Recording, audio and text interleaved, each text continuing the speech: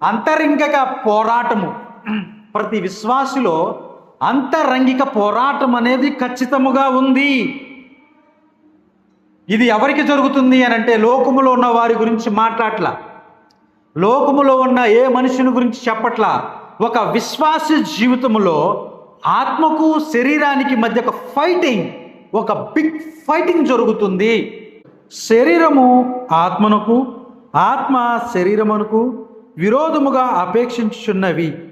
ఇవి ఒకదానికొకటి వ్యతిరేకముగా ఉన్నవి గనుక మీరేమి చేయ నిశ్చయింతురో వాటినే చెయ్యకుందురు. శరీరము ఆత్మకు, ఆత్మకు శరీరముకును విరోధముగా అపేక్షించుచున్నవి. కాబట్టి ఈ ఫైటింగ్లో మనందరం పాల్గొంటాం.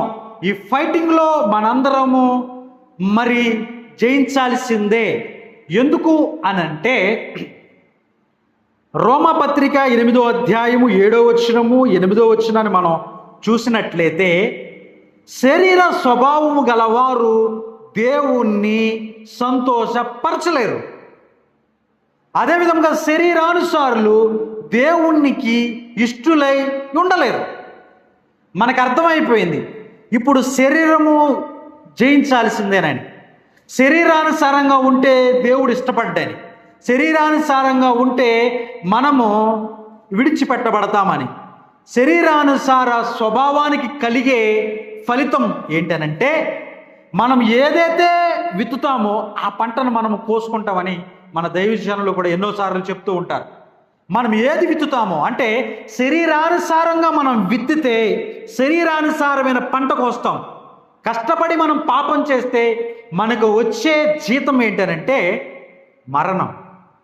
రోమపత్రిక 7వ అధ్యాయం 23వ వచనంలో మనం చదువుతాం, కష్టపడి మనం పాపం చేస్తే మన శరీరానికి కలిగే ఫలితం ఏంటంటే మరణం. ఇదంతా ఇంట్రడక్షన్. ఎందుకు చెప్తున్నానంటే, ఈ శరీరాన్ని జయించాలి. శరీరానుసారంగా ప్రవర్తిస్తే శరీరానుసారమైన పంట ఏంటనంటే మరణం. ఆత్మానుసారంగా నడుచుకుంటే, అదే రోమపత్రిక 8వ అధ్యాయములో ఆత్మానుసారమైన పంట ఏంటనంటే నిత్య జీవము. ఆమెన్, హల్లెలూయా. కాబట్టి ప్రతి విశ్వాసి తెలుసుకోవాలి, మనకు కృప ఉంది, హైపర్ గ్రేస్ ఉంది, రేపు పాపం కూడా మనం చేస్తే క్షమించేశాడు అని అనుకుంటే ఇవన్నీ అనవసరం రాయడం. ఆత్మ శరీరమును, శరీరము ఆత్మ ఎప్పుడు కూడా వ్యతిరేకంగా పోరాడుతూ ఉంటాయి. అయితే నువ్వు దేది ఆస్పాదము చేసుకుంటావో ఆ విషయంలో నువ్వు గెలుస్తావు. నువ్వు శరీరకంగా బలంగా ఉంటే శరీరానుసారంగా గెలుస్తావు. ఆత్మానుసారంగా నువ్వు బలపడితే ఆత్మానుసారంగా గెలుస్తావు. ఆత్మానుసారమైన జీవితము నిత్య జీవము. ఆమెన్, హల్లెలూయా. ఈ జీవితానికి మరణము లేదు, ఈ జీవితముకు అంతము లేదు, ఈ జీవితానికి నిత్యము సంతోషం ఉంది. అక్కడ కన్నీరు లేదు, అక్కడ ఏడ్పు లేదు, అక్కడ జబ్బు లేదు, ఏ అనారోగ్యం లేదు, ఏ కుల వివక్ష లేదు. ఇటువంటి జీవితం మనం పొందుకోవాలంటే మనము ఆత్మానుసారులుగా ఉండి ఆత్మతో ఈ శరీరాన్ని చంపాలా. ఆమెన్, హల్లెలూయా. కాబట్టి ఈ బ్యాటిల్ షిప్లో ప్రతి విశ్వాసి గెలవాలి. అందుకనే తిమోతికి చెప్తున్నాడు, తిమోతి విశ్వాస సంబంధమైన మంచి పోరాడము, నిత్య జీవమని చేపట్టము. నిత్య జీవాన్ని చేపట్టాలంటే మంచి పోరాడాలా. సౌలు వంటి దుర్మార్గపు పోరాడకూడదు. దావీదు వంటి పోరాడాలా. యోసేపు వంటి పోరాడాలా. దానియేలు వంటి పోరాడాలా. అటువంటి పోరాటం, అటువంటి ప్రత్యేకమైన జీవితం ఉన్నప్పుడే మనము ఆ నిత్య జీవాన్ని మనం పొందుకుంటాం. కాబట్టి గమనించాలి, శరీరానుసారంగా మనం ప్రవర్తిస్తే, శరీరానుసారంగా ఉండిపోయినట్లయితే మనం ఏ పంట కోసుకుంటాం? శరీరానుసారమైన పంట మరణం, నిత్య నరకం అనే ఆ పంట కోసుకుంటాం. కాబట్టి పరిశుద్ధాత్మ దేవుడు మరలా సంఘానికి 3 వారాలుగా బోధిస్తూ ఉన్నాడు. కష్టతరమైనప్పటికీ 3 సార్లు ఎందుకు బోధిస్తూ ఉన్నాడంటే, మనందరము కూడా ఆత్మానుసారులుగా వెళ్ళాలని, మనందరము కూడా ఆత్మానుసారముగా జీవించాలని, మనందరము కూడా ఈ శరీరమును ఆత్మ చేత చంపాలని. కాబట్టి ప్రతి విశ్వాసి బ్యాటిల్ షిప్లో యుద్ధ సన్నుద్ధుడే పోరాడాలి. పోరాటము లేకుండా మన విజయాన్ని పొందుకోలేం. పరీక్షలు లేకుండా ఉద్యోగాన్ని పొందుకోలేము. అలాగే పోరాటములో విజయము లేకుండా ఆ నిత్య జీవాన్ని పొందుకోలేము. ఆ నిత్య జీవాన్ని పొందుకోవాలంటే పోరాటం అనేది ఖచ్చితంగా ఉండాలి. మానవుడు ఎన్నో టెక్నాలజీలు, ఎన్నో హంగులు బొంగులు, ఎన్నో రకాల టెక్నాలజీను మరి పొందుకున్నప్పటికీ, ఎన్నో లక్షల కిలోమీటర్లో ఉన్న అనేక రకాల శాటిలైట్లు ఒక్క బటన్తో భూమి మీద నుంచి నియంత్రించినప్పటికీ తన దేహాన్ని నియంత్రించుకోలేకపోతున్నాడు, తన శరీరాన్ని నియంత్రించుకోలేకపోతున్నాడు. ఒక గుర్రానికి కళ్ళెము కట్టి రైట్కి వెళ్ళాలా, లెఫ్ట్ వెళ్ళాలా, కూర్చోవాలా, నుంచోవాలని చెప్తున్న మానవుడు తన దేహాన్ని నియంత్రించుకోలేకపోతున్నాడు. ఎందుకనంటే శరీరానుసారంగా పట్టబడ్డాడు. ఎందుకనంటే శరీరాన్ని తిని త్రాగి చక్కగా పెంచుకుంటున్నాడు, కానీ ఆత్మలో ఎదగట్లేదు. ఆత్మకు కావలసిన వాక్యాన్ని అందించట్లేదు, ఆత్మకు కావలసిన ప్రార్థనను ఇవ్వట్లేదు, ఆత్మకు కావలసిన సహవాసాన్ని అందించట్లేదు. దేవుడితో సంఘముతో సహవాసాన్ని విడిచిపెట్టాడు. కాబట్టి ఓడిపోతున్నాడు. కాబట్టి నియంత్రించుకోలేకపోతున్నాడు.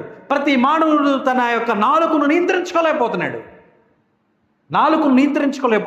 తన సహోదరుని చూచి వ్యర్థుడా అని అంటే చాలంట, మనం నిత్య నరకానికి వెళ్ళిపోతామంట. వ్యర్థుడా అని ఒక మాట మాట్లాడితే చాలంట. కాబట్టి ప్రతి మానవుడు తన జీవితంలో మాట తప్పని వాడిగా ఉండాలి అని అంటే యాకోబు పత్రిక 3వ అధ్యాయం ఏం చెప్తుందంటే చక్కటి మాట 2వ వచనంలో, ఒక మానవుడు తన జీవితంలో ఏ పొరపాటు లేని వాడిగా ఉండాలి అని అంటే, ఏ తప్పు తన ద్వారా దొర్లిపోకుండా ఉండాలంటే తన మాట తప్పని వాడి అయి ఉండాలంట. తన మాట స్పష్టముగా, నిశ్చయముగా, పరిశుద్ధముగా కలిగి ఉండాలంట. అప్పుడే ఆ మానవుడు తను సర్వ శరీరాన్ని స్వాధీనపరుచుకుంటాడంట. Amen hallelujah. మానవుడు తన దేహాన్ని స్వాధీనపరుచుకోవాలంటే తన నాలుకను స్వాధీనపరుచుకోవాలి. తన దేహము పరిశుద్ధంగా ఉండాలి అంటే తన నాలుకను ఏం చేయాలా? స్వాధీనపరుచుకోవాలి. కానీ మానవుడు ఈ నాలుకను స్వాధీనపరచుకోలేకపోతున్నాడు. అదేవిధంగా ఈ దేహమునకు వెలుగైన ఆ కంటిని స్వాధీనపరచుకోవాలా. ఈ దేహానికి వెలుగేంటి? కంటి. ఈ కంటిని మనము అపవిత్రపరుచుకుంటే, ఈరోజు లోకములో ఉన్న ప్రతి వీడియోని చూసినట్లయితే మనము దాని ప్రకారంగా జీవిస్తాం. ఆ అపవిత్రత మన హృదయంలో ప్రవేశిస్తుంది. కాబట్టి ఏం చేస్తాం? ఇప్పుడు అపవిత్రతను చేస్తాం. కాబట్టి మానవుడు ఆ కంటిని ఏం చేస్తున్నాడు? కంట్రోల్ చేసుకోలేకపోతున్నాడు. కాబట్టి ఇప్పుడు ఈ పోరాటంలో ఖచ్చితంగా మనము గెలవాలి. అనుదినం మన పోరాటంలో ఏం చేయాలా? గెలవాలి అంటే ఏం చేయాలి? మనము పోరాటానికి సిద్ధపడాలి. చాలా విషయాలు చెప్పాను, ఈరోజు కొద్దిగా వేరే యాంగిల్లో చెప్పాలనుకుంటున్నాను. ఎలానంటే పోరాటంలో నీతిని మరి అనీతిగా పోరాటం గురించి మాట్లాడుకున్నాం. అదేవిధంగా స్వాధీనం చేసుకోలేని పరిస్థితి గురించి పోరాడుకున్నాం. ఇప్పుడు మనం ఈ పోరాటంలో స్పందన లేని వారి గురించి మాట్లాడుకున్నాం. పోరాటంలో స్పందనే లేదు, స్పందన అనేది ఉండదన్నమాట పోరాటంలో. అంటే కదలికలు ఏమి ఉండవు అన్నమాట. అంటే వాడికి ఏం జరుగుతుందో కూడా తెలియదు. పోరాటంలో ఆల్రెడీ డైవర్ట్ అయిపోయి ఉంటాడు. ఈ పోరాటంలో నిజంగా ఒక విశ్వాసి కన్నా యేసు ప్రభువును పట్టించిన ఇస్కరియోతు యోధయే బెటరు. ఎందుకనంటే ఇస్కరియోతు యోధ అమ్మేశాడు యేసు ప్రభుని 30 నాణాలకి. కాకపోతే ఎక్కడో గిల్టీ ఫీలింగ్, అబ్బా ఒక పవిత్రుడిని అమ్మేశాను నేను, ఒక దేవుని కుమారుని అమ్మేశాను నేను, ఈయన నిజంగా దేవుని కుమారులానే ఉన్నాడు, నేను తప్పు ఏదో చేశాను అని ఒక గిల్టీ ఫీలింగ్ తనలో కలిగింది. తనలో ఒక ముందు పోరాటం ఏంటంటే తనలో అంటే తన శరీరంలో ఉన్న ఇచ్చ ఏంటంటే డబ్బు సంపాదించాలా. అందుకనే ఫైనాన్సర్గా జాయిన్ అయ్యాడు యేసు ప్రభు దగ్గర. ఎప్పుడు సంచి ఉంటుంది, ఎక్కడ కానుకలు వచ్చినా ఎక్కడ డబ్బులు వచ్చినా ఈయన దగ్గరే ఉంటాయి. కాస్త నొక్కేవాడు అనమాట. కాబట్టి ఆయన శరీర కోరికలను బట్టి, తన శరీరపు అలవాట్లను బట్టి యేసు ప్రభుని అమ్మేశాడు. 30 నాళ్ళకి అమ్మేశాడు. 30 నాళ్ళకి అమ్మేసిన తర్వాత ఆయనలో ఒక గిల్టీ ఫీలింగ్, అరే ఏదో పాపం చేసినాను నేను, పాపం నాలో జరిగిపోయింది అని చెప్పి మళ్ళీ ప్రధాన యాజకుల దగ్గరికి వెళ్ళి ఆ 30 నాణేలు ఉన్నాయి కదా, ఆ 30 నాణేలు ఇలా ఇసిరేసాడు. నాకు బాగాలేదండి, యేసు ప్రభువును అమ్మేశాను నేను, నా హృదయంలో కొద్దిగా ఏదో బాధ అనిపిస్తుందండి, అది నాకేం అర్థం కావట్లేదు, ఈ డబ్బులు తీసేసుకుని ఆయన విడిపించేయచ్చు కదా. ఈ డబ్బులు తీసుకుని విడిపించేయచ్చు కదా. అయితే కుదరదురా భయ్, అలాగా పోరా భయ్ అని చెప్పి వాళ్ళు డబ్బులు వేసేసారు. అంటే ఒక విశ్వాసి తన జీవితంలో ఎక్కడో ఒక చోట పడిపోతాడు. ఆ పడిపోయిన ఆ విశ్వాసి చలనం లేకుండా అలాగే ఉన్నాడు అనుకో, ఆడి చచ్చినోడితో సమానం అంట. వాడికన్నా ఇస్కరియోతు యోధయే బెటరు. కనీసం చలనం వచ్చింది ఇస్కరియోతు యోధాకి. కానీ విశ్వాసంలో ఎవడైతే పరిశుద్ధ మార్గంలోకి వచ్చి విశ్వాస సంబంధమైన మంచి పోరాటంలోకి వచ్చిన తర్వాత క్రీస్తు ప్రభువును రుచి చూచి, ఆయన వాక్యాన్ని రుచి చూచి, ఆయన ఆత్మను రుచి చూచి, ఆయన వరాలను రుచి చూచి, ఆయన అద్భుతాలను రుచి చూచి, ఆయన నుంచి పొందుకుని తర్వాత డైవర్ట్ అయిపోతారు కొంతమంది. తర్వాత యేసు ప్రభువుకు బాయ్ బాయ్ చెప్పేస్తారు. ప్రార్థన చేయడం మానేసి 3 సంవత్సరాలు అయిపోద్ది. వాక్యం ధ్యానించి 5 ఏళ్ళు అయిపోద్ది. సంఘానికి వచ్చి ఎన్నో సంవత్సరాలు అయిపోద్ది. పోనీ సంఘానికి వచ్చిన వాక్యం ఎనరో, ప్రార్థన చేయరు. వీళ్ళే అనమాట చచ్చిపోయిన వారు. చలనం లేని వాళ్ళు ఎవరనంటే ప్రార్థన చేయరు, వాక్యం తీయరు. ఎందుకనంటే వాళ్ళ చలనం లేదు, వాళ్ళు పోరాడాలనే ఆసక్తి ఏం లేదు. జనరల్గా ప్రార్థనకు వస్తారు బైబిల్ పట్టుకుని, ఇంటికి వెళ్ళి మళ్ళీ అదే పాత సినిమాలు, అదే రోత జీవితం, అదే వ్యభిచారం, అదే దుర్నీతి, అదే దొంగతనం. వీళ్ళు ఎవరంట? పోరాటం గురించి ఏం ఆలోచించరు వీళ్ళు, చచ్చిపోయిన వాళ్ళు వీళ్ళు. కనీసం యేసు ప్రభువును పట్టించిన ఇస్కరియోతు యోధా కూడా మారు మనసు కలిగింది, కానీ వీళ్ళకి చలనం లేదు. కాబట్టి వీళ్ళని మార్చడం అసాధ్యం అన్నమాట. ఒక మిషనరీ ఆయనంట ఈ లెప్రసీ అంటే కుష్ఠరోగుల వద్దకు సువార్త ప్రకటించడానికి వెళ్ళాడు. కొన్ని రోజుల తర్వాత పళ్ళ మీద ఇలాగే కూర్చుని వేడిగా తీసుకొస్తే తాగుతుంటే వేడి టీ కాళ్ళ మీద పడిపోయింది. కాళ్ళ మీద పడిపోతే ఏమని చేయాలా? గబుక్కులు లేగాలా, లేదంటే అబ్బా అనాలా, అయ్యో కాలిపోతుంది అనాలా, స్పందించాలి.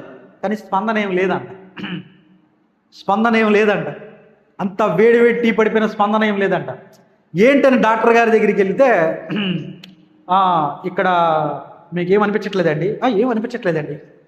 ఈ చేతులు పట్టి ఇక్కడ కొడితే మీకు ఏమనిపించట్లేదండి. స్పందన లేదండి. మీకు స్పందన లేకపోతే ఏమైందండి? స్పందన లేకపోతే కుష్ఠరోగమేనండి. అది కుష్ఠరోగం. స్పందన లేకపోతే దేహంలో కుష్ఠరోగంతో సమానం అది. అందుకనే డాక్టర్ మనం వెళ్ళినప్పుడు ఒక గాయాన్ని చూశాడు అనుకో, ఇలా అంటాడు, నొప్పి వస్తుందా అంటే స్పందన ఏమైనా ఉందా అని. నీలో స్పందన లేకపోతే ప్రమాదం.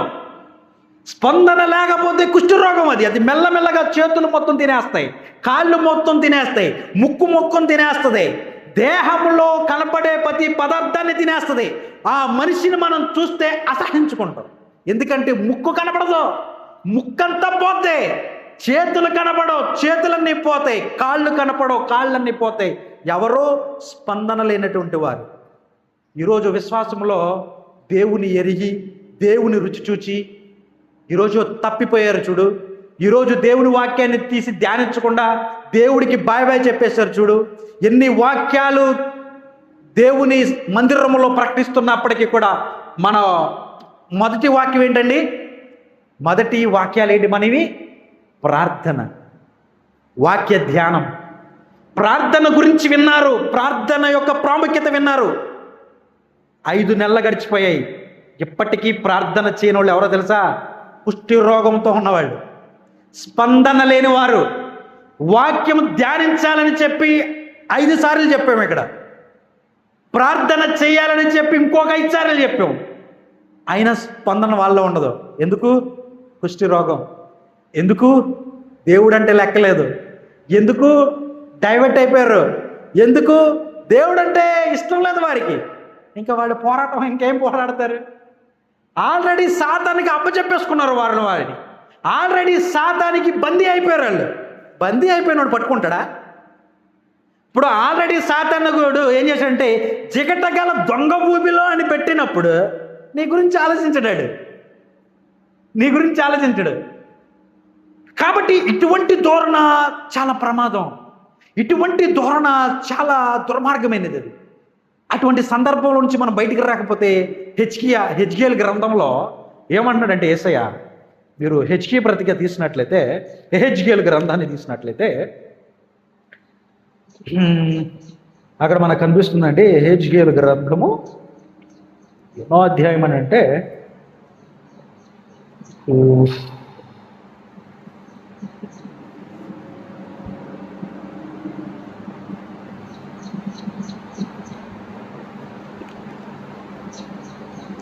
ఎహెజ్కేలు 24:13 చూడండి ఒకసారి.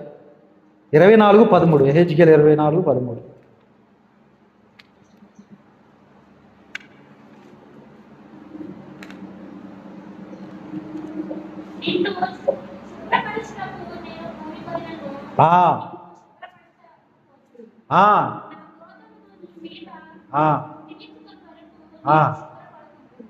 ఆమేన్, హల్లెలూయా.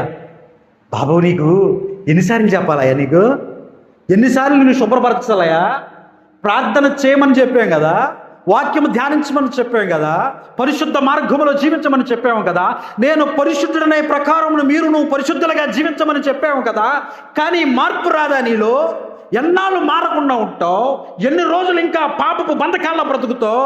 ఎప్పుడు బయటకు వస్తావో తెలుసా? నువ్వు మామూలుగా చెప్తే వినవు. నువ్వు నా క్రోధాన్నంతా నీ మీద తీర్చుకుంటే కానీ రావు నువ్వు. ఎందుకో తెలుసా? నీ జీవితం నలిగిపోతున్న సందర్భంలోనే నా వైపు తిరుగుతావేమోనని. కాబట్టి ఈరోజు నెమ్మదిగా ఉంది, ప్రార్థన చేయకపోయినా, వాక్యం ధ్యానించకపోయినా బాగానే ఉన్నాగనుకుంటున్నావేమో. దేవుని క్రోధం అంతా తీర్చుకుంటాడు ఒకరోజు. ఎన్నాళ్ళు ఆయన ఓపిక పడతాడు? ఎన్ని రోజులు ఈ పోరాటం నుంచి నువ్వు డైవర్ట్ అయిపోతావు. కాబట్టి మనము స్పందించకపోయినట్లయితే ఆయన స్పందిస్తాడంట. ఆమెన్, హల్లెలూయా. మనము స్పందించకపోతే ఆయన స్పందిస్తాడు. ఎందుకో తెలుసా? నేను చంపాలని కాదు. అప్పుడైనా అరే నీకు ఒకవేళ పరలోకానికి నీ చెయ్యట్టు వస్తే చెయ్యి నరుక్కో, చేయలేకపోయినా పర్లా, పరలోకం కావాలి నీకు. నీ కళ్ళు ఒకవేళ నేను మోసం చేస్తున్నాయేమో, నీ కళ్ళు ఒకవేళ పరలోకానికి అడ్డుగా ఉన్నాయేమో, కళ్ళు 2 పీకేసుకోవయా. పరలోకమే గొప్పదే కళ్ళ కన్నా. ఎందుకనంటే మనందరము కూడా ఏదో రకంగా ఆయన రాజ్యంలో చేరాలని ఆయన మన మీద ఒత్తిడి తీసుకొస్తాడు. మన మీద ఒత్తిడి తీసుకొస్తాడు. ఆ ఒత్తిడి మనల్ని శిక్షించాలని, మనల్ని ఏదో చంపేయాలని కాదు, అప్పటైనా నా బిడ్డ నా వైపు తిరుగుతాడని. కానీ ఈరోజు అక్కడ కూడా స్పందన లేదు. ఈరోజు ఎన్ని పరిస్థితులు వచ్చినా, ఎన్ని అనారోగ్యాలు వచ్చినా, ఎన్ని ఆర్థిక పరిస్థితులు మారకపోయినా, ఎంత దుస్థితి మన కుటుంబంలో ఉన్నా మారం. ఎందుకో తెలుసా? అక్కడ కూడా దేవుని విడిచిపెట్టేస్తాం. అక్కడ కూడా దేవుని విడిచిపెట్టేస్తాం. అక్కడ కూడా దేవునికి లోపడట్లేదు మనం. ఆయన క్రోధం అంతా తీర్చుకుంటాడంట అప్పుడు. ఎందుకో తెలుసా? అప్పుడైనా నా బిడ్డలు వస్తారేమోనని. కాబట్టి మనం తెలుసుకోవాల్సింది ఏంటంటే, ఆయన క్రోధమంతా మన మీద తీర్చుకునేంత వరకు మనం ఎందుకు ఉండాలా? ఆయనతోనే ఉంటే మంచిది కదా. ఆయన దృష్టిలో మనం ఎందుకు వ్యతిరేకంగా పడాలా? ఆయనలో ఉంటే మంచిది కదా. కాబట్టి ఈ దాస్యం అనే కాడి కింద మనం ఉన్నప్పుడు మనం ఏమి పొందుకోం. చక్కటి మాట మనం పోయిన వారం చదువుకున్నామండి. మనం గలితీయులకు రాసిన పత్రిక చూసినట్లయితే 4వ అధ్యాయం 1వ వచనం. గలితీయులకు రాసిన పత్రిక 4వ అధ్యాయం.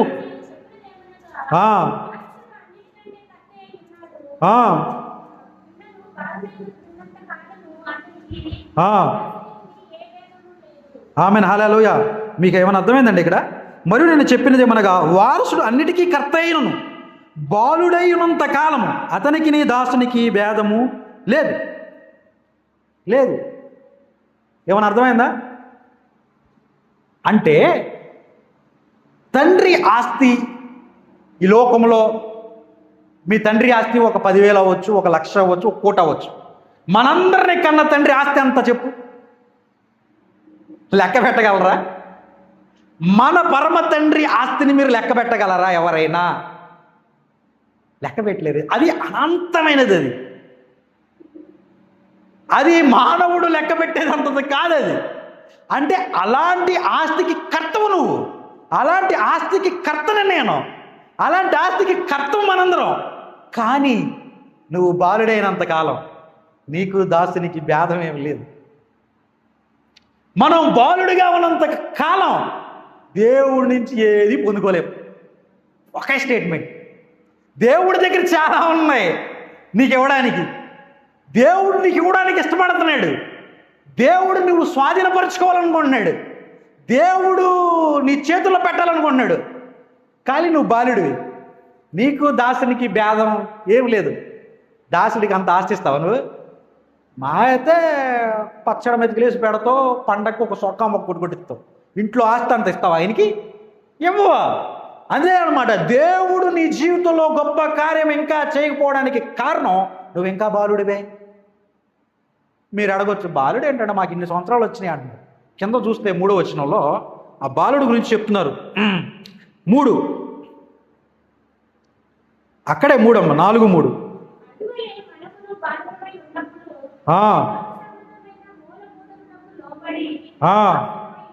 హల్లెలూయా.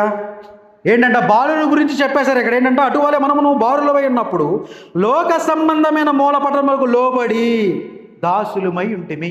బస్.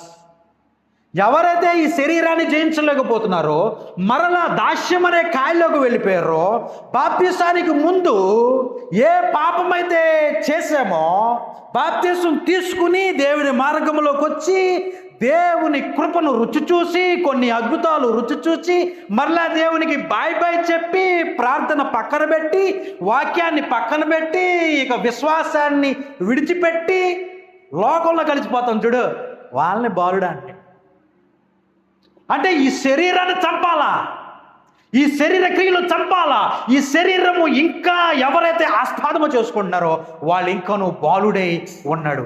కాబట్టి ఈ బాలుడు స్వతంత్రుడు కాడు. బాలుడు దాసుడు. ఇప్పుడు తండ్రి దగ్గర ఎంతో ఉంది నీకు ఇవ్వడానికి. నీ అప్పు తీర్చే అంతా ఉంది ఆయన దగ్గర, నీ రోగము తీర్చే అంతా ఉంది ఆయన దగ్గర. కానీ నువ్వు బాలుడివే. నీ చేష్టలు ఇంకా బాలుడి చేష్టలే. ఇంకా నువ్వు బాలుడిగానే ఉన్నావు. ప్రార్థించమంటే ప్రార్థించు, వాక్యం ధ్యానించమంటే ధ్యానించు. నేను పరిశుద్ధుడిగా ఉన్నాను, నువ్వు పరిశుద్ధుడిగా జీవించాలంటే పరిశుద్ధతను కోల్పోతావు. ప్రార్థించి ఎన్ని రోజులు అయిపోయింది, వాక్యము ధ్యానించి ఎన్ని రోజులు అయిపోయింది, ప్రార్థన మార్గంలోకి వచ్చి ఎన్ని రోజులు అయిపోయింది అని అంటే స్పందన ఉండదు. వాక్యం గురించి చెప్పాం, ఎంతమంది చదివారంటే బాగోదు. ప్రార్థన గురించి చెప్పాం, ఎంతమంది రోజు ప్రార్థిస్తున్నారంటే బాగోదు. కాబట్టి ఏదైతే దేవుని వాక్యము ప్రకటింపబడుతుందో దానికి స్పందించిన వారు ఎవరంట? కుష్టి రోగితో సమానం. దానికి స్పందించిన వారు ఇస్కరియోతు యోధా కన్నా దుర్మార్గులని దేవుని వాక్యం సెలవిస్తుంది. కాబట్టి స్పందన అవసరం. పోరాటంలో చచ్చిపోయిన వ్యక్తులుగా ఉంటే కంపు కొట్టేస్తాం మనం. చచ్చిపోయిన శవంలో నుంచి ఏమొస్తుంది? పురుగులు బయటకు వస్తాయి. చచ్చిపోయిన శవంలో నుంచి ఏమొస్తుంది? దుర్వాసన బయటకు వస్తుంది. కాబట్టి ఇప్పుడు విశ్వాసి, చచ్చిపోయిన స్థితిలో ఉన్న విశ్వాసి జీవితంలోకి మనం వెళ్ళామనుకో, వాసన కొట్టేస్తాడు. వాడి మాట బాగోదు, వాడి ప్రవర్తన బాగోదు, వాడి ఆలోచన బాగోదు. చచ్చిపోయిన శవంలో ప్రవర్తిస్తాడు. చాలామంది కుటుంబాల్లో విశ్వాసులుగా ఎన్నో సంవత్సరాలుగా ఉన్న ఒక కోడల్ని ప్రేమించలేరు, ఒక అత్తను ప్రేమించలేరు, ఒక భార్యను ప్రేమించలేరు, ఒక భర్తను ప్రేమించలేరు, ఒక తోటి చుట్టూ ఉన్న వారిని ప్రేమించలేరు. ఇదంతా ఏంటి? కుంపు కొట్టిపోయిన శవం. ఇదంతా ఏంటి? కుళ్ళిపోయిన శవం యొక్క లక్షణాలు ఇవి. దేవుని మార్గంలో నడుస్తున్నాం, దేవునితో నడుస్తున్నాం, బాప్తిస్మం తీసుకున్నాం, మారు మనసు పొందామని చెప్పుకుని మన యొక్క స్వభావము కుళ్ళిపోయినలాగా ఉంటే మన దేవుని మాటకి సెలవిచ్చి ఆ మాటను మనం లెక్క చేయలేదని, ఆ మాటకు మనము స్పందించలేదని. కాబట్టి ఈరోజు మన జీవితం అలా ఉన్నట్లయితే మనం చేయాల్సింది ఒకే ఒకటి. ఏంటో తెలుసా? ఆయన వద్దకు వెళ్ళి, దావీదు కుమారుడా నన్ను కరుణించాయా, ఈ కుష్టి రోగం నుంచి నన్ను విడిపించు అని మరి ఒక వ్యక్తి మరి మత్తయి సువార్త 8వ అధ్యాయంలోకి మనం వెళ్ళినట్లయితే అక్కడ చక్కగా మనం వింటూ ఉన్నాం. మత్తయి సువార్త 8వ అధ్యాయంలో, మత్తయి సువార్త 8వ అధ్యాయం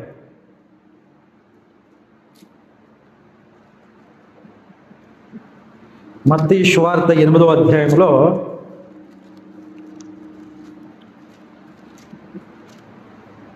మత్తయి సువార్త 8వ అధ్యాయంలో ఆయన ఆ కొండ మీద నుండి దిగి వచ్చినప్పుడు బహుజన సమూహములు ఆయన వెంబడించింది. ఇదిగో కుష్ఠరోగి వచ్చి ఆయనకు మొక్కి, ప్రభువా నీకు ఇష్టమైతే నన్ను శుద్ధినిగా చేయగలవా అనెను.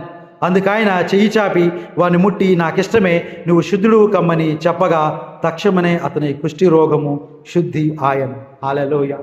ఈ కుష్టి మన జీవితంలో పోవాలనంటే, ఈ కుష్టి జీవితం మన జీవితంలో పోవాలనంటే, ఈ యొక్క దేవుని వాక్యానికి స్పందన లేని జీవితం ఎవరికైనా ఉంటే, ఆ కుష్టి మన జీవితంలో పోవాలంటే ఈ లోకంలో ఏ మెడిసిన్ పనిచేయదు. ఎక్కడికి వెళ్ళాలి మనం? దావీదు కుమారుడా నన్ను కరుణించవా. దావీదు కుమారుడా, ఎన్నో రోజులుగా ఈ కుష్టి చేత నేను బాధపడుతూ ఉన్నాను. నా ప్రవర్తన చచ్చిపోయిన ప్రవర్తన వలె ఉందయ్యా. నా ప్రవర్తన చచ్చిపోయిన సమాధిలో వచ్చే వాసనలా ఉంది. నేను ఎవరికి ఇష్టడుగా లేనయ్యా. నా జీవితం ఉపవేసినట్లేదయ్యా. నా జీవితం సారవంతంగా లేదయ్యా. నా బ్రతుకు ఎండిపోయినలా ఉంది. నన్ను చూసి ఎవరు ఇష్టపడలేదయ్యా. నేను వస్తుంటే పారిపోతున్నారయ్యా. నేను వస్తుంటే బాయ్ బాయ్ చెప్పేస్తున్నారయ్యా. నేను వస్తుంటే తలుపులు వేసేసుకుంటున్నారయ్యా. ఎందుకంటే నా జీవితమే బాగాలేదయ్యా. నా జీవితం పుష్టిబారిపోయిందయ్యా. నన్ను కరుణించవా అయ్యా, నన్ను బాగు చేయవా, ఈ నా రోత జీవితాన్ని బాగు చేయవంటే ఆయన మన జీవితాన్ని బాగు చేయడానికి సిద్ధంగా ఉన్నాడు. కానీ మనం ఇంటికి వెళ్ళాక ఆ విధంగా చేస్తామా? చెయ్యం. కానీ మనం ఇంటికి వెళ్ళాక మరలా ఈ వాక్యాన్ని పక్కన పెట్టేస్తాం. మరలా అదే కుష్ఠరోగం, మరలా అదే జీవితం.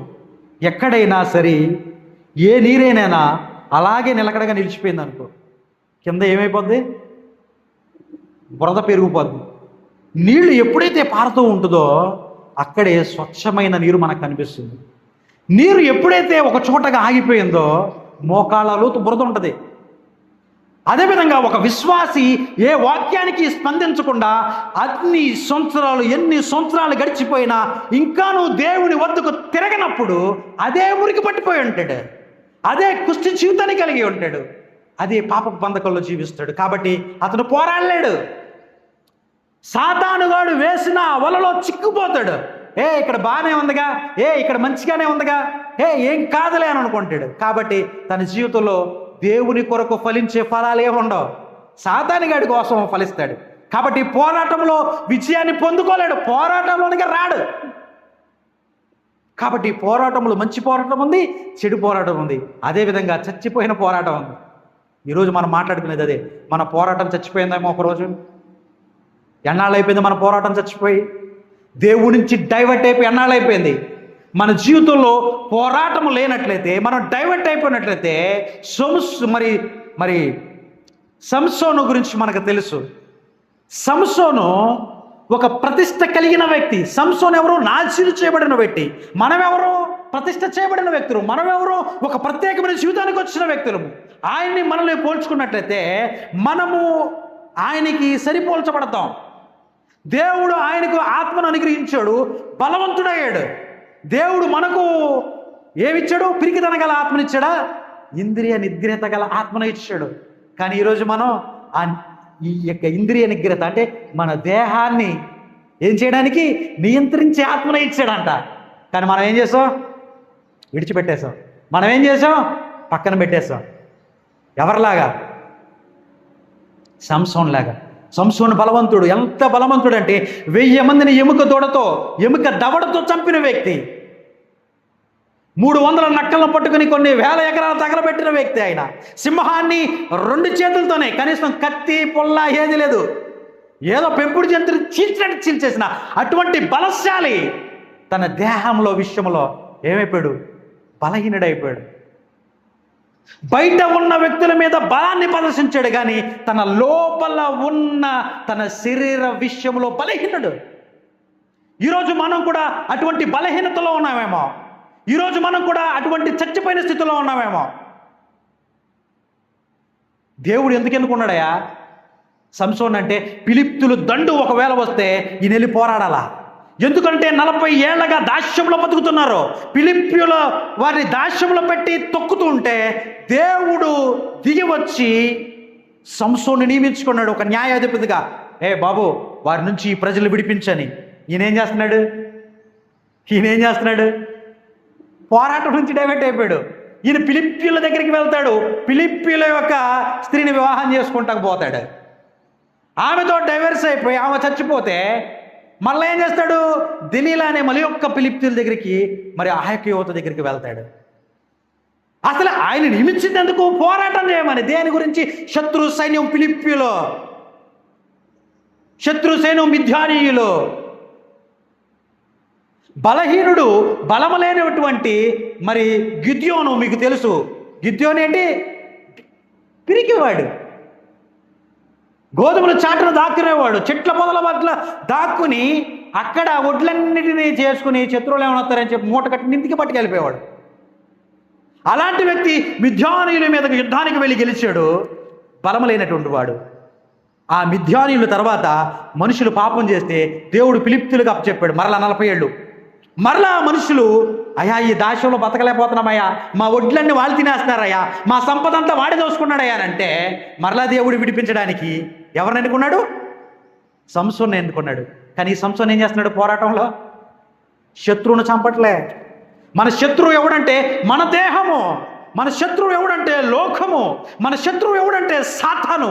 ఈ ముగ్గురి మీద మనం విజయాన్ని సాధించడం కోసమే దేవుడు మనకు ఆ ఆత్మను అనుగ్రహించాడు. ఆ ఆత్మను నువ్వు పొందుకున్నట్లయితే నువ్వు ఈ ముగ్గురి మీద విజయాన్ని పొందుకోగలవు.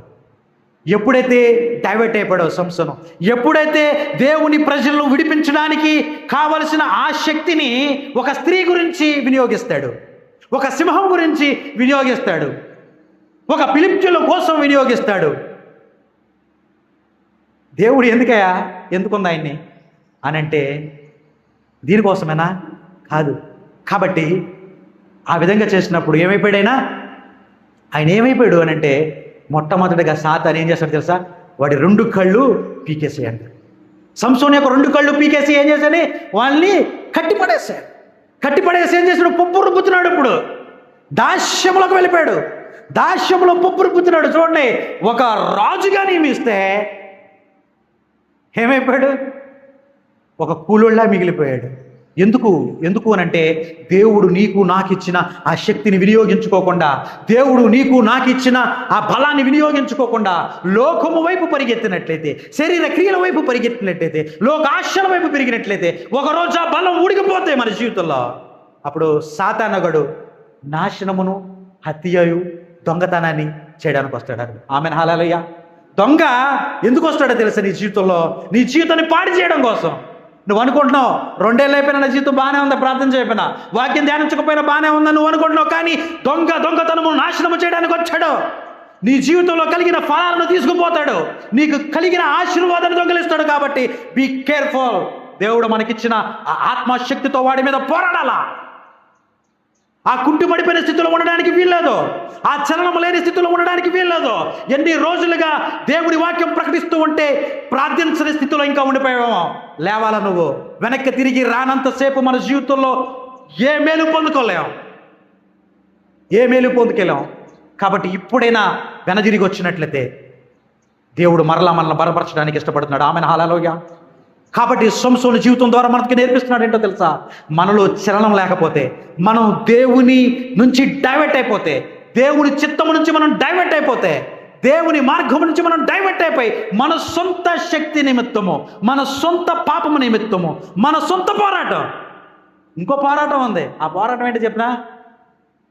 మన భోగెచ్చలు, మన శరీరంలో కలిగే మనలో పోరాటాలు ఎందుకు కలుగుతున్నాయి? మన శరీరములో కలిగే భోగచ్చల బట్టియే కదా. సంసోనికి ఏం కలిగింది? తన శరీరంలో కలిగింది భోగచ్చ. దాన్ని బట్టి డైవర్ట్ అయిపోయాడు, బలహీనుడైపోయాడు, 2 కళ్ళు పీకించుకున్నాడు, శక్తిహీనుడైపోయాడు. రాజుగా ఉండాల్సిన స్థానము నుంచి పాలేరు స్థానానికి వచ్చేసాడు. కాబట్టి ప్రియ సంగమా, ఆ విధంగా ఉన్నట్లయితే ఈ విధమైన పరిస్థితులకు మనం వెళ్ళిపోతామని దేవుడు మనల్ని హెచ్చరిస్తున్నాడు. కాబట్టి ఆత్మీయతలో మనం ఎదగాల, ఆత్మచేత మనం నింపబడాలా. ఏ విధంగా ఈ లోకాన్ని, ఈ శరీరాన్ని మరి జయించాలంటే ఆత్మచేతనే.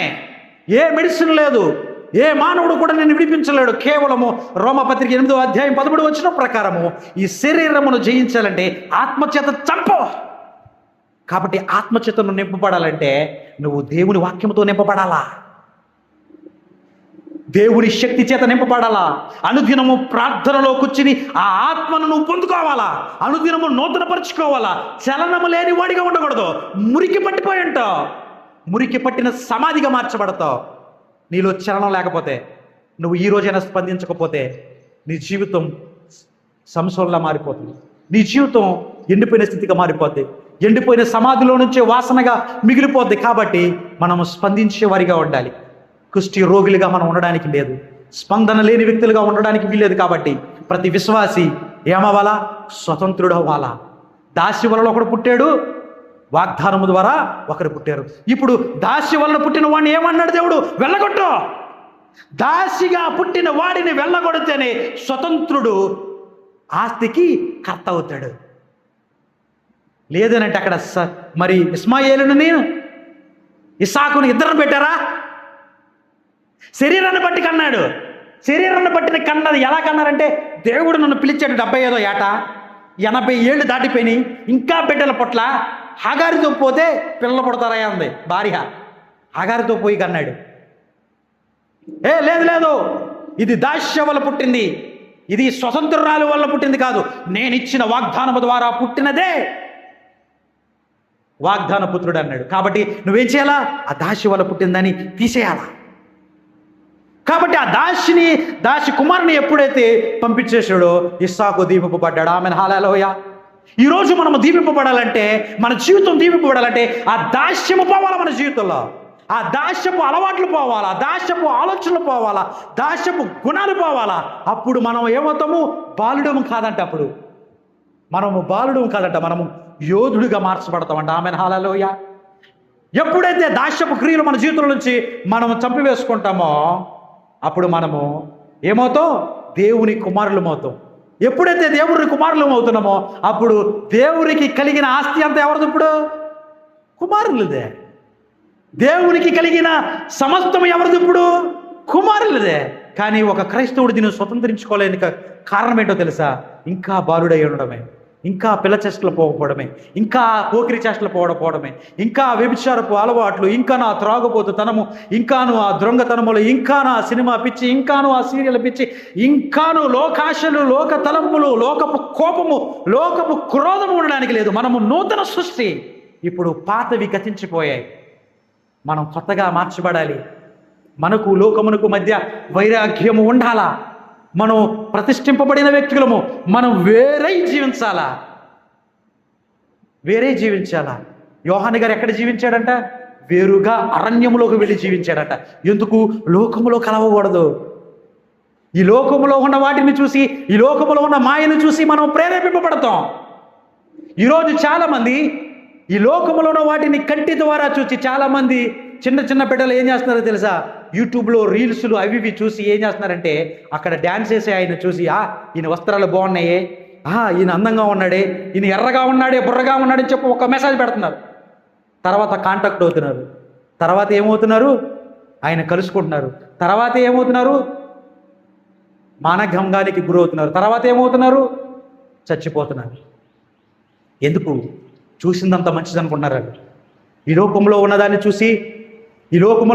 చూసి ఈ మాయను వారు గ్రహించలేకపోతున్నారు. కాబట్టి ఇటువంటి పరిస్థితుల్లోకి మనం వెళ్ళకూడదనంటే మనం దేవుని ఆత్మ మీద ఆధారపడి ఉండాలి. కాబట్టి ఈ యొక్క కంటిని మనం నియంత్రించుకోవాలి. ఈ యొక్క ఫోన్ని విషయంలో మనం నియంత్రించుకోవాలి. ఈ లోకంలో చూసే ప్రతి దానిని మనం చూసి దానికి ఎడిక్ట్ అయిపోకూడదు. కాబట్టి మనల్ని మనం నియంత్రించుకోవాలి అని అంటే మనము దేవుని శక్తి మీద మాత్రమే ఆధారపడాలి. Amen hallelujah. కాబట్టి జయించువానికే జీవ జలము అనేది. జయించిన వాడిని దేవుడు ఏమన్నాడు? పరలోకంలో ఒక స్తంభముగా చేస్తానంటున్నాడు. జయించిన వానికి ఏమన్నాడు? నా యొక్క 1000 విందులో స్థానాన్ని ఇస్తానంటున్నాడు. జయించిన వానికి జీవ కిరీటాన్ని ఇస్తానంటున్నాడు. జయించు వానికి ఏమన్నాడు? నా సింహాసనం పట్టిన స్థలాన్ని ఇస్తానంటున్నాడు. మేము రక్షణ పొందుకున్నాం సార్, యేసు ప్రభు రక్తంలో కడిగేసుకున్నాం సార్, అంతా అయిపోయింది సార్ అంటే మరి ఈ విషయాలు ఎందుకు రాయాలా? జయించిన వాడికే అనొద్దుగా, రక్తంలో కడగబడిన వాడికే సింహాసనం అనొచ్చుగా. యేసు ప్రభు రక్తంలో కడగబడిన వాడికి సింహాసనము, యేసు ప్రభు రక్తంలో కడగబడిన వాడే పరలోక రాజ్యములో జీవజల నదులు, కిరీటము, ఇవన్నీ అనొచ్చు కదా జయించువానికి. కానీ జయించడానికి ఆయన ఆత్మను మనకి గ్రహించాడు. ఆ ఆత్మ మన మీదకి వచ్చినప్పుడు ఆ ఆత్మ మనల్ని సర్వసత్యంలోకి నడిపిస్తుంది. ఆ ఆత్మను మనం పొందుకున్నప్పుడే ఇంద్రియ నిగ్రహత మనలో కలుగుతుంది. అంటే మన దేహాన్ని నియంత్రించుకోగలం. ఈరోజు చాలామంది నియంత్రించుకోలేకపోతారు. కానీ ఒక ఆత్మలో మీరు నింపబడి ఉన్నట్లయితే, ఎందుకు దైవజనుడు ఇక్కడ ఉండి ఆత్మలో నింపబడాలి, మీరు భాషల్లో మాట్లాడాలయా, ప్రార్థన చేయాలయా భాషల్లో, ఎందుకు చెప్తున్నారు ఆయన? ఎందుకు చెప్తున్నారంటే శరీరంలో మీరు ఓడిపోతారు, శరీరంతో మీరు జయించలేరు. ఒక్క పెట్టుకుని ఉన్నట్లయితే 40 రోజులు భక్తే, 41వ రోజు చూడండి అక్కడికి వెళ్ళి ఊరెళ్ళే అదే సినిమాలు, అదే నాటకం, అదే వ్యభిచారం, అదే త్రాగుడు, అదే సిగరెట్లు. 41వ రోజునే కనపడతారు అక్కడే. అది కాదు కోరుకునేది దైవజనుడు. నువ్వు ఆత్మతో నింపబడినట్లయితే ఈ శరీరాన్ని తొక్కుబెడతావు. నువ్వు ఆత్మతోనే నింపబడినప్పుడే ఈ దేహంలో ఆయన ఆత్మ ఏంటంటే ఆయన పిరికితనము గల ఆత్మను ఇవ్వలేదు, ఆయన ఇంద్రియ నిగ్రహత గల ఆత్మను అనుగ్రహించాడు. కాబట్టి ఈ యొక్క శరీరము ఆత్మ పోరాటములో ఆత్మ జయించాలంటే ఆత్మకు కావలసిన మెటీరియల్ అందించాలి. ఆ మెటీరియల్ ఏంటంటే దేవుని వాక్యం. ఎవరైతే దేవుని వాక్యం అనుదినము చదువుతూ ధ్యానిస్తారో, ఎవరైతే దేవుని శక్తిని పొందుకోవడం కోసం అనుదినము మోకరించి ప్రార్థిస్తారో వాళ్ళు మాత్రమే జయాన్ని పొందుకుంటారని దేవుని వాక్యం సెలవిస్తుంది. ఆమెన్, హల్లెలూయా. కాబట్టి దాస్యములో ఉన్నంత కాలం మనం ఏం పంట కొనుక్కో, ఎన్ని సంవత్సరాల మందిరానికి వచ్చినా దాసునికి మనకి మధ్య ఏ భేదము లేదు. కాబట్టి మన స్వతంత్రులుగా అవ్వాలా. ఏ బాలుడికి ఆస్తిని రాసిస్తారా? చిన్న బిడ్డ ఉన్నాడు, ఆయనకి వాళ్ళ నాన్నగారు ఆస్తి రాసిస్తాడు. ఇప్పుడు రాసేవాడు ఎందుకు రాసేవాడు? చిన్నపిల్లవాడు తెలియదు, పాడైపోతాడు. కాబట్టి అందుకే దేవుడు ఇంకా బాల చేష్టలు మనలో ఉన్నాయని, పోకిరి చేష్టలు మనలో ఉన్నాయని, ఇంకానూ మనలో పూర్వపు చేష్టలు ఉన్నాయని మనకి ఏది ఇవ్వట్లేదు. ఇవ్వడానికి సిద్ధంగా ఉన్నాడు ఆయన, పొందుకోవడానికి నువ్వు సిద్ధంగా ఉన్నావా? కాబట్టి ఈ చేష్టలన్నీ మనలో పోవాలని, ఈ శరీర క్రియలు ఆత్మ ద్వారా జయించాలని దేవుడి వాక్యం ఈరోజు సెలవిస్తుంది. దేవుడి వాక్యాన్ని దీవించు.